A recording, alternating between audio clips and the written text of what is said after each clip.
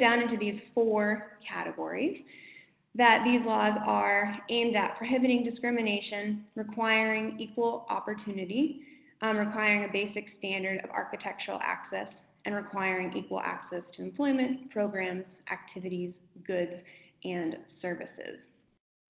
So this is a lot and encompasses a lot of different aspects, but the work that I've been involved in over this past year is really focusing on the number 2 and number 4. So really looking at providing equal opportunity and access to programs, activities, galleries, and exhibits. So that's what I'm going to sort of focus on for the rest of sharing what I've been working on over this past year. So this is sort of an overview of things that we're going to talk about, and I'll go through each of these and share some details about some of the projects we've been working on. And I also just want to note that we definitely recognize that these are just first steps. So this is something that can always be improved upon and built upon and continued, and in no way is this comprehensive. This is everything that needs to be done. There's always room to think ahead and provide even more access. So we're going to start by talking a little bit about the training that some staff received. So we connected with some occupational therapists that work with the Anchorage School District, as well as an autism resource specialist, and invited them to visit our museum. And we were specifically thinking about the sensory-friendly programming we wanted to do. And our goal for that was to have a monthly program where we opened just one gallery in the museum at a time that it wouldn't be open to the public, so to provide a low sensory input during that time. And so these guests came to the museum and walked through our first exhibit that we were considering holding our sensory-friendly event in. And that's what these images are here on this screen. So you can see the top image is a pretty busy scene that might be really sensory overload for a lot of people with sensory processing disorders. And to take just a step back to give a little bit of context about the exhibit was called Fandom, and all about how people express being fans of different things. And so there was this top picture is the fans of people collecting different items, and so there was this kind of found object art up on the walls. And so by bringing these occupational therapists and autism resource specialists to the museum, they were really able to provide a great perspective of what someone with sensory processing disorder might experience in a space like this. So these bright colors might be overwhelming. It's pretty bright light.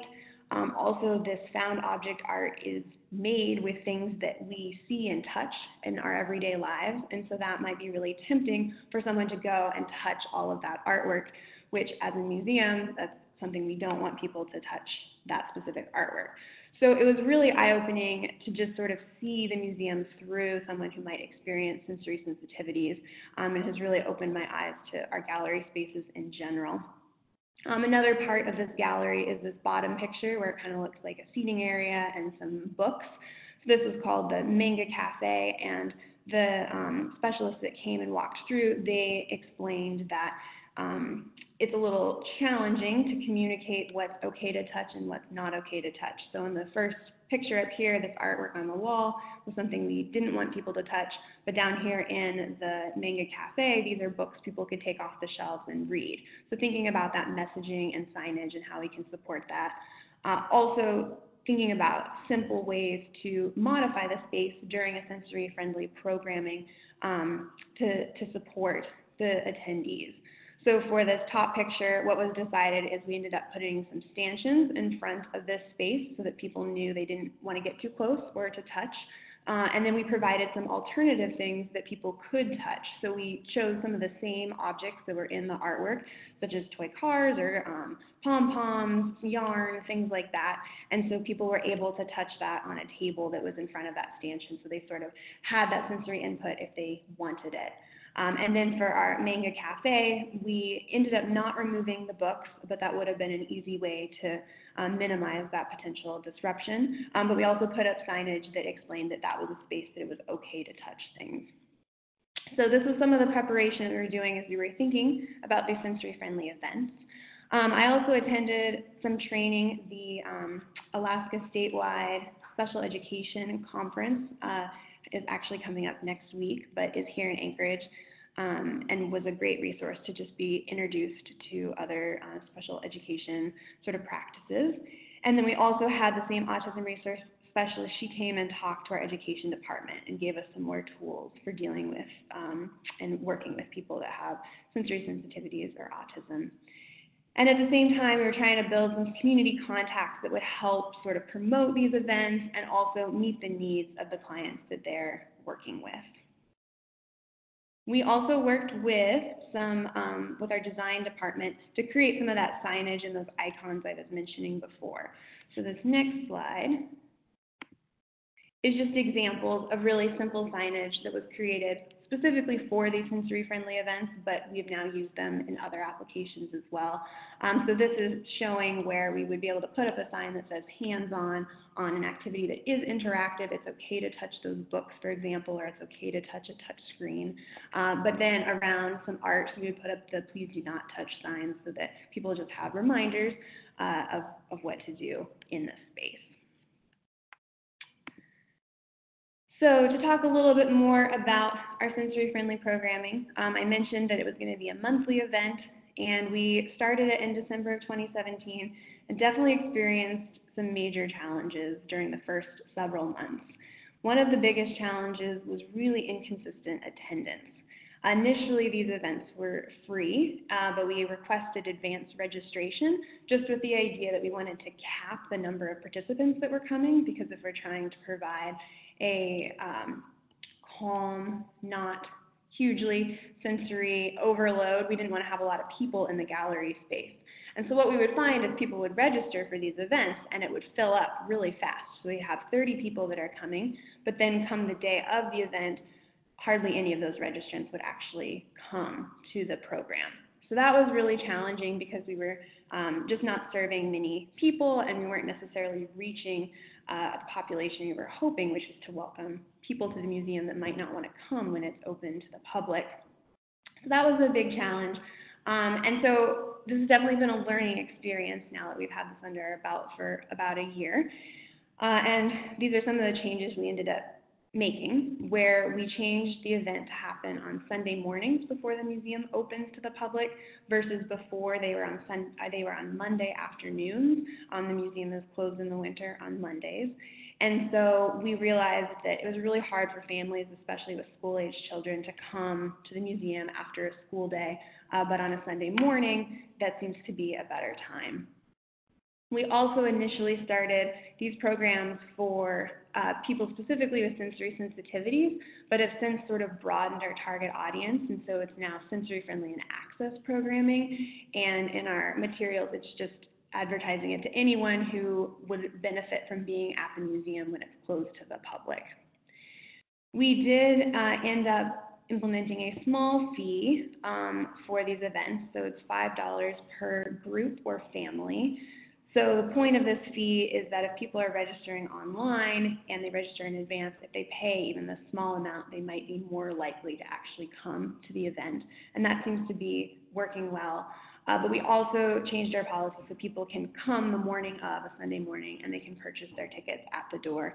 And this seems to work really well because people might not be able to plan ahead. It's very day to day. So if they know their family's having a good day and it would be a great time to come to the museum, they can just come and don't need to plan in advance for that. We also have been trying to promote these several months in advance. So I'll show you an example flyer we have in the next slide, but we're trying to publicize the next 3 months at a time. And I think that really helps families with planning. And then also I've been working really hard to expand our contact list to include not just organizations that work with students or families with special needs, but even providers and clinics, things like Challenge Alaska or Special Olympics. And the community response has been really positive that we're trying to do this programming, and I think that has helped sort of build an audience. So this slide is an example of our flyer. So it's actually our current flyer of what these programs look like. And you can see we have the dates on here for 3 months up here so people can plan ahead. And then trying to include photos of the actual exhibits that they'll see. And so you can see each month is a different exhibit space that we're in, and then sort of our description that's explaining who it's for and what it's going to look like. And so then I just wanted to share some sort of success stories, especially as we sort of had some challenges that we've been working through. And these are some quotes that we received from surveys that I think are really meaningful and sort of inspirational, that it is worth pursuing this even if we're only getting, between 5 and 15 people at an event. It's really beneficial for the groups that are actually coming. So I'll give you guys a second to look at that. And then if anyone has any questions right now about sensory-friendly programming, we can pause to address that. And then otherwise, I'll keep going to talk about some other efforts we've been doing.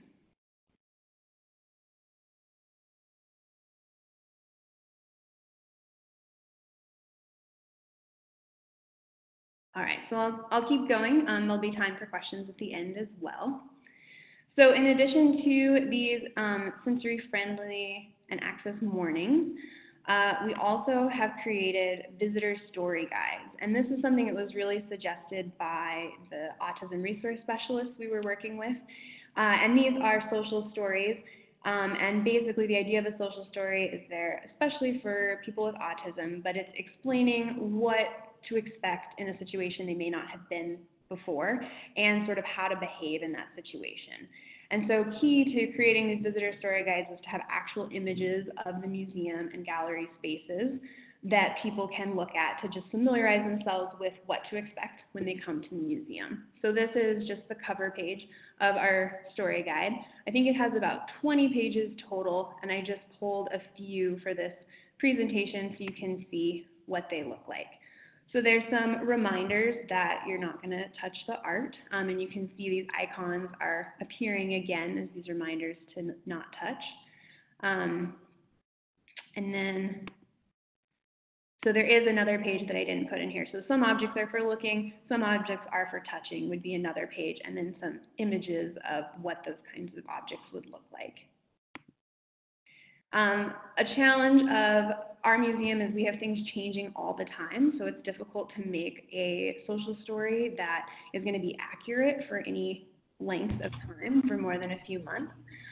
So we tried to get around this by highlighting which spaces in the museum are permanent, and then we have a page with some photos from each of these galleries that explains what you might see in those spaces, and then as well a page that says some exhibits change and that you might see new things the next time you come to the museum.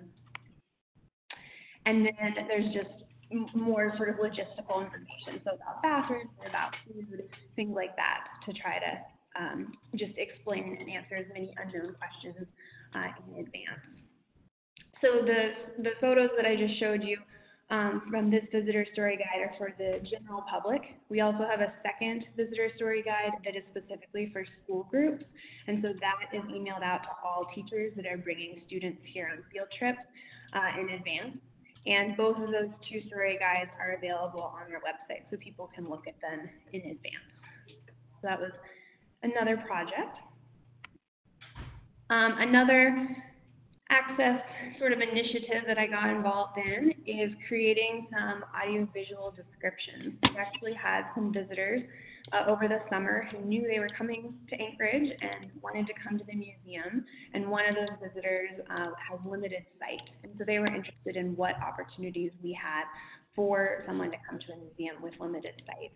And museums are often really highly visual places, and in some discussions we recognized we didn't have a lot of accommodations for them. So we turned to some other institutions that have audiovisual descriptions on their websites for some of their objects in their museum. So we selected about 8 different artworks in one of our galleries, in our Art of the North galleries, and created these visual descriptions, which, as you might know, are just actual descriptions of what the piece looks like. So for this piece, the visual description would talk about the colors, the glacier, the ice in the water, there's a ship over here, a beach. So these descriptions are about 2 to 4 minutes long, depending on the size of the piece, and they're now available on our website, so anyone can listen on their own device.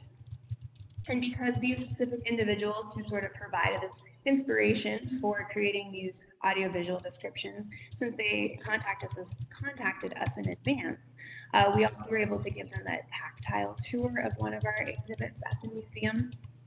And so they went into one of our spaces and we had some objects and materials they could touch, like seal gut or fur, carvings, things like that. So that was just one sort of little step of providing some access to visitors with limited or no sight that we can definitely build upon in the future. And so over this year, we sort of were creating all of these resources. We had, information about our sensory-friendly programming. We had our visitor story guides. We had our audiovisual descriptions, and we needed a way to actually get that out to the public. So I worked with our marketing team to create a specific page on our website that talks about accessibility and what kind of things we have at the museum. So I referred to a lot of other museums websites and their accessibility pages to kind of model our page. And so this is sort of the top of that page, and then there's different sections in it that provide this information. So on our website, we have a category for building accessibility, which is really just the logistics of, where would you park, how would you arrive, where you can get a wheelchair on a first come, first served basis, things like that. Then we also have a section that is posted on those 2 visitor story guides I talked about. There's a section that talks about the upcoming sensory-friendly and access programs, a section where those visual descriptions are listed, a section where we talk about professional caregivers. So we, of course, welcome professional caregivers to bring their clients here. And if a client is paying admission, then we provide complimentary admission to those professional caregivers. And this is something we were doing, but it wasn't really well known or publicized. And so it was a great opportunity to just put it up on the website. We also provide school group field trips, and we're happy to adapt them to life skills classes or special education classes. And again, we've been doing this, but it hasn't really been out in public that it's something we're willing to do. So that's on our website. And then finally, we have just museum floor plan maps in several different languages, and this seemed to be a good spot to put them on the website and get them out to people. So that's sort of what we've done so far, and like I said, that's just some first steps. There's lots of other opportunities and things we can work on, and I think we're really thinking about accessibility at the Anchorage Museum really broadly, and thinking about just different groups of people that might not think of the museum as a space that they come to or think of as a space for them. So these are some groups of people that we are working with to try to increase access to the museum. So we have some programs for older adults, a partnership with the Anchorage Pioneer Home, and like next week, a group of Alzheimer's patients is going to come for an art program at the museum. So just thinking about how to access some of those other populations. We also have some programming where people learning English can come to the museum and they're going to practice their English, but through talking about objects and art in our collection, as well as some programming that is bringing in different cultures to the Museum of Immigrants and Refugees here in the Anchorage area. And I think that basically wraps it up. I did include a resource page for you all to look at if you'd like. There's some links on here. The Alaska Autism Resource Center is a statewide organization, and Amy Smith was the Autism Resource Specialist who worked specifically with the museum and did some training for us. And the Statewide Special Education Conference is a conference I attended part of last year and will go to a day of this year. You can see it's coming up soon, but it was a good learning experience for me. And then I just listed some other people that might be worth contacting in your communities to help develop those partnerships or just have a conversation as a starting point about what kind of things you might be interested in doing. And that's my contact information. And here I am at one of our sensory-friendly programming, helping this little boy make a bracelet And yeah, I would love to stay in touch and hear what other people are doing. So I think with that, I'm going to maybe turn it back over to Angeli and see if there's questions.